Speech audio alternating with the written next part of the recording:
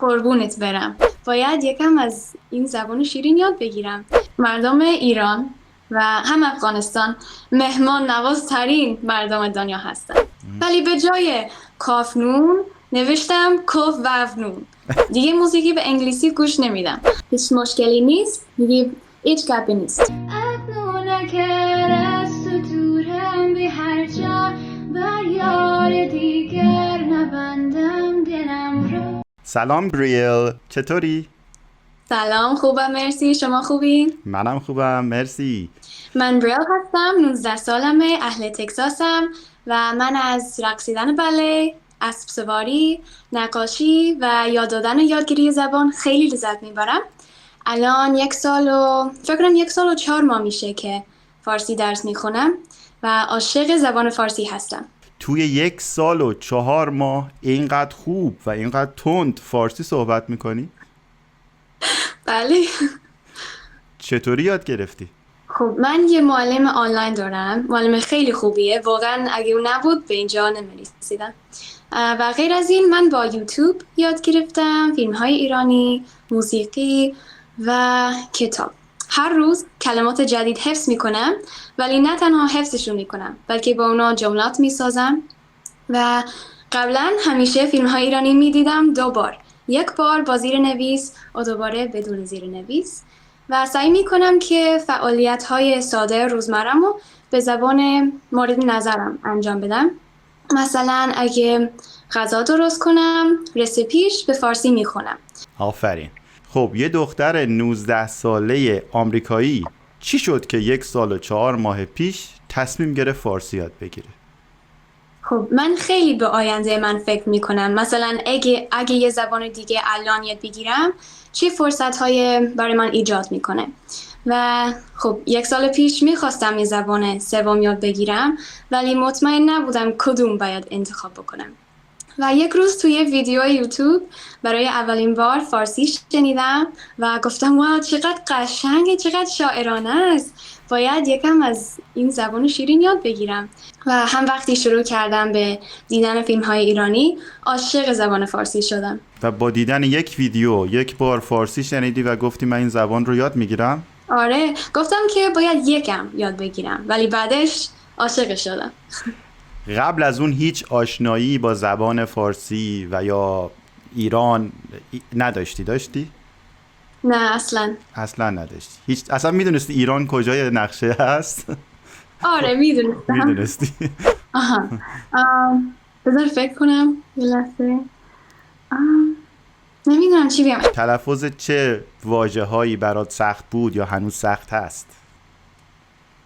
کلمات که 2 تا قاف یا غین پشت هم دارن، مثل دقیقه، حقیقت، دغدغه. اینا واسه من سختن چون اصلا قاف و غین توی انگلیسی نداریم. ندارید، بله. چه چیز زبان فارسی برات اصلا از همه جذابتر، قشنگتر بود یا هست؟ مثل موسیقیه، مثل یه شعر هست. تلفظش خیلی قشنگه و هم عبارات مؤدبانه. چه عباراتی رو یا چه اصطلاحاتی رو خیلی دوست داری؟ قربونت برم. این واسه من خیلی قشنگه، خیلی خوب نشون میده فارسی چقدر مؤدبانه است. و هم دوست دارم بگم ای بابا و دلم برات تنگ شده، دست در نکنه. حتی کلمه مرسی چند تا فرم مختلف داره. هیچ چیزی مثل این توی انگلیسی نداریم. واقعا فارسی با انگلیسی قابل مقایسه نیست. حالا مثلا همین قربونت برم رو میخوای به یک آمریکایی توضیح بدی چی میگی؟ نمیدونم، میگم که I'll sacrifice myself for you.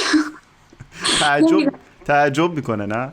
آره تعجب میکنه. اصلا خودت اولین بار که شنیدی تعجب نکردی؟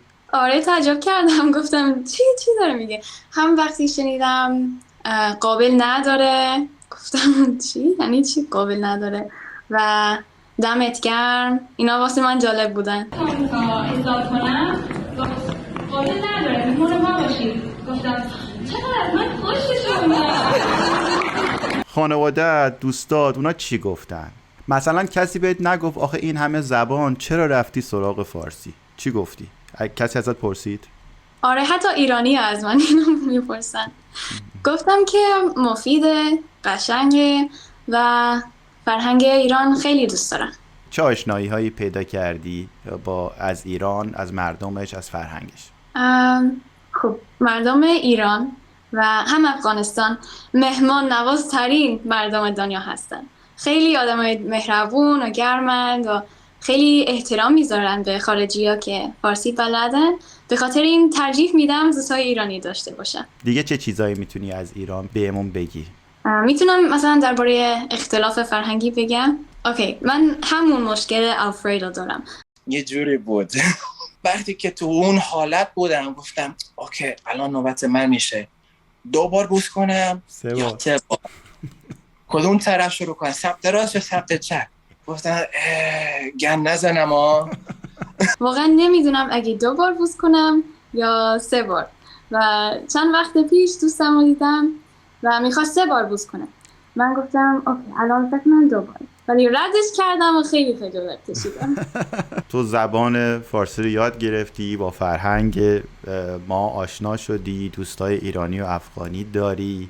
فکر میکنی که میتونی با این زبان و فرهنگ اینقدر کنار بیای که مثلا یه دوست پسر یا یک همسر فارسی زبان داشته باشی؟ بله چرا نه؟ من الان هیچ دوست پسر نمیخوام، نه آمریکایی نه ایرانی، ولی ملیت برای من مهم نیست. باید هم انگلیسی بلد باشه چون خانواده من انگلیسی صحبت میکنه، ولی دوست دارم با کسی فارسی صحبت بکنم همیشه چون زبان من هم بهتر میشه.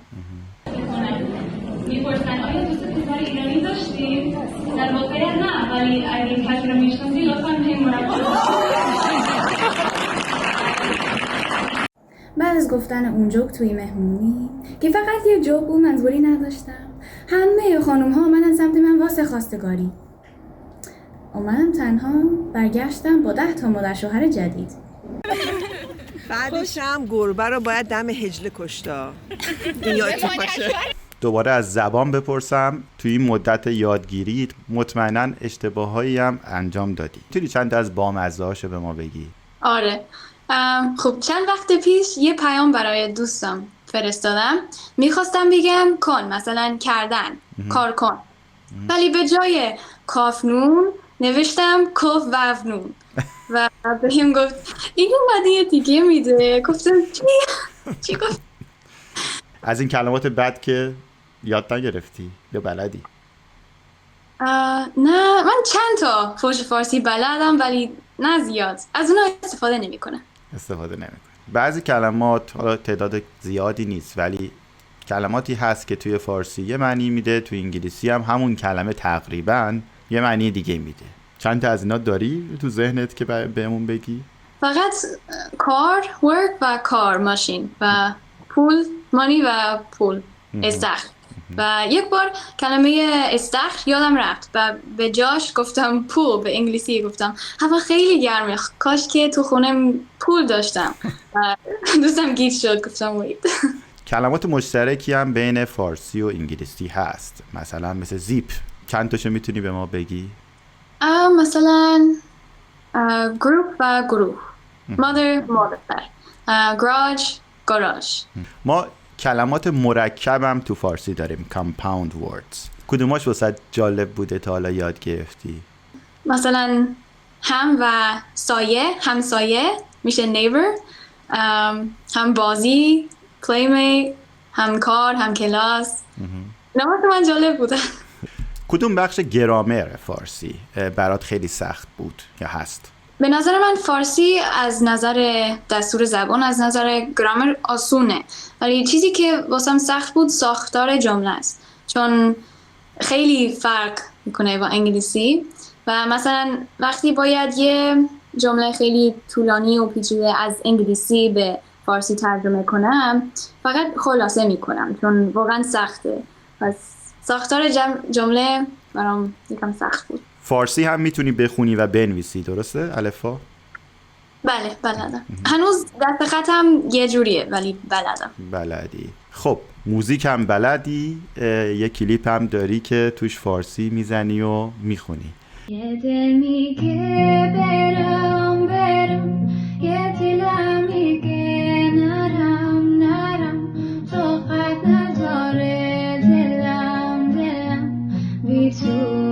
کنم پیش عشقی زیبا زیبا خیلی کوچیکه دنیا دنیا با یاد تو هم هر جا ترکت نکنم سلطان قلبم تو هستی دروازه های دلم رو شکستی پیمان یاری به قلبم تو بستی با من پیوستی. چقدر با موزیک ایرانی آشنا هستی؟ اصلا دوست داری موزیک ایرانی رو؟ چرا دوست داری؟ کدوم خواننده رو از همه بیشتر دوست داری؟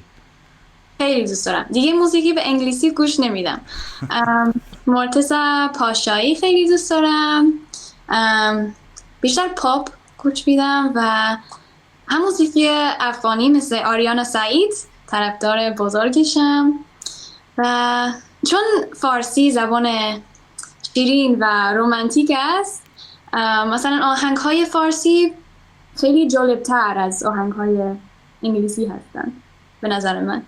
کنسرت ایرانی هم رفتی؟ تا حالا نه، ولی میخوام برم. میخوای بری؟ کنسرت کی رو دوست داری بری؟ ابی. ماشاءالله. فارسی دری هم بلدی؟ چند تا کلمه یا جمله میتونی به ما بگی؟ آره، چند تا کلمات متفاوت هست. مثلا معمولا میگن به جای غذا خوردن میگن نان خوردن، یا بلد بودن میشه یاد داشتن، بلد نیستم یاد ندارم. و مدرسه میشه مکتب، بیمارستان میشه شفاخانه.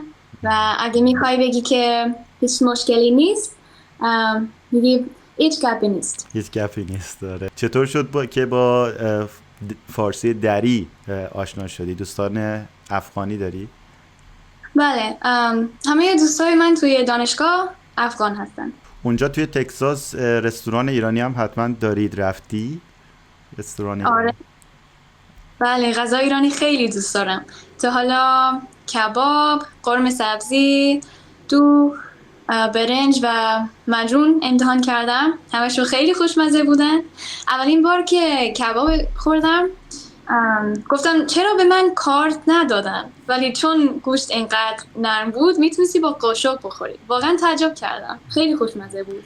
گفتی که دوغ هم دوست داری؟ اولین نفری هستی که، البته آلفردو هم گفت اول دوست نداشت بعداً دوست داشت، ولی تو دوغ از همون اول دوست داشتی؟ آره، خیلی دوست داشتم. دوستان گفتن اینو امتحان کن، خوشمزه است. چیه دوغ؟ خب دوغ چیه؟ نوش ایرانی ماسته. خب برای ما تو آمریکا، تو مکزیک، ماست چیز شیرینیه و خب دیگه خدا این چیه؟ چجوری میتونی اینو قورت بدی؟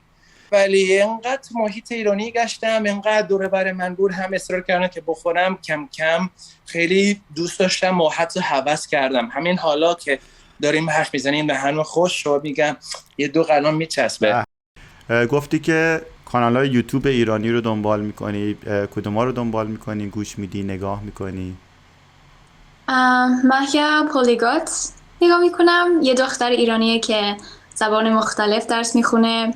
هم فیتوپیا بای مهتا، یه کانال درباره درس خوندن، لایف استایل سالم، این چیزا داره. و ژاپن با نگین و تاکومی دوست دارم.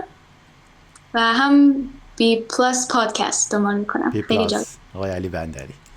خودم طرفدار درجه یکش هستم. یوتیوب رو گفتی، فیلم و سریال ایرانی هم گفتی نگاه میکنی. کدوما رو میبینی؟ کدوما رو دوست داری؟ فیلم های ایرانی خیلی دوست دارم، مخصوصا کمدیا عالی هستن، مثل زن و فرشتن، آینه بغل، داینامایت، نهنگ انبر فکر کنم تا حالا 10 بار دیدمش. ها؟ واو قشنگه. خارج هر چیزی که خیلی قشنگ میگم واو. بذار برات اینا رو بگم. یه فرودگاه داره، اندازه 7 تا فرودگاه مهرآباد. واو. دوست داری یه روز، یعنی دوست داری یا برنامه داری که یه روز به ایران یا افغانستان سفر کنی؟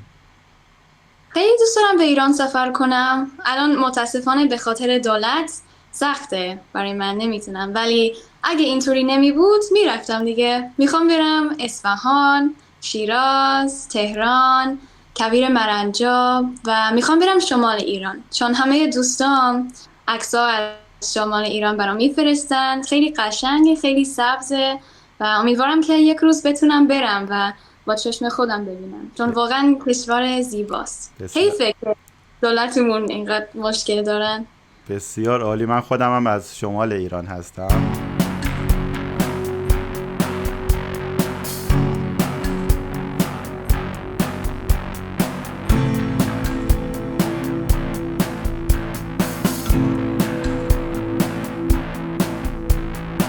با تاریخ ایران یا ادبیات، شعر، اینا آشنایی داری؟ علاقه‌مند هستم، ولی تا حالا بیشتر روی فارسی محاوره تمرکز کردم، ولی دوست دارم توی آینده بیشتر ادبیات فارسی بخونم، چون واقعا جالبه، قشنگه و هنوز فهمیدنش برای من یکم سخته، ولی این هدف منه که ادبیات فارسی بخونم. من دیگه سوالی ندارم. اگه خودت چیزی دوست داری بگی گوش میکنیم. فقط میخوام ازت تشکر کنم برای این مصاحبه. خیلی خوشحال شدم. ممنون، مرسی. منم خوشحال شدم. امیدوارم که زبان رو اصلا خیلی اینقدر خوب بلدی که دیگه نمیخوام بگم بهتر یاد بگیری، ولی بیشتر یاد بگیری و امیدوارم که یه روزی به ایران هم سفر کنی. خیلی ممنون.